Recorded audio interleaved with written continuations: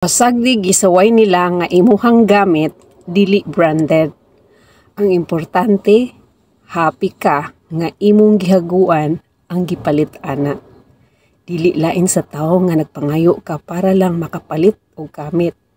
Mag-unsa man ang panghambog nila, mahalon nga gamit kung dili sila ang nagpalit. Gitamay ka, gikaminusan ka, tungod sa imuhang gamit nga napalit dili branded. Gikatawan ka nila tungod kay baratuhon ang imuhang gamit. Pasagdi na sila. Kay kanang mga tawhana, naanad na sila puro bongga. Pero dili gikan sa ilahang singot. Pasayon nga pamaagi. Mag-unsa man ang ilahang mga panghambog nga mahalon ilahang gamit kung dili sila ang nagpalit.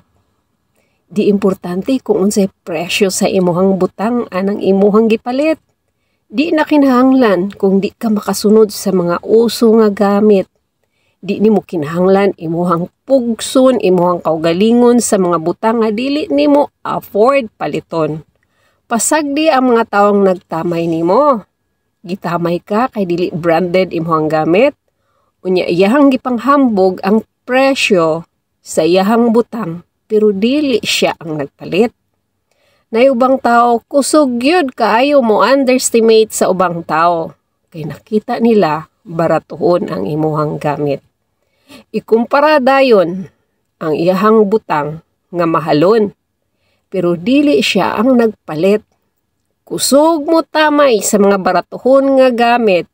Pero dili kabalo mo palit nga gikan sa ilang hago, kundi gikan sa pagpangayo sa laing tao. Kusog pa manglait sa baratuhon nga mga butang. Manghambog, feeling rich, high class, pero dili gikan sa ilang hinaguan. Maong ikaw, pasagdi sila sa ilang panghambog nga mahalon nga butang. At least ikaw, misag baratuhon man imuhang gamit, dapat proud ka kay kanang imuhang gipalit. Gikan sa imuhang hinaguan, wala ka magsalig sa laing tao nga makabutang ka. Baratuhon man na, ang importante, imuhang pinalit ug gikan sa imuhang singot sa hago nimo ang imuhang gipalit ana. Wala ka magpangayo sa laing tao. Mag-unsa man ang ilahang mga gamit nga mahalon pero dili gikan sa ilahang kusog ang gipalit. Nagsalig sa puro pangayo. Unya, mga hambugero, hambugera sa mga butang nga mahalon nga dili ilang hago.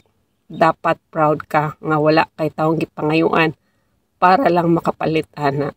So be proud. Amping, God bless you.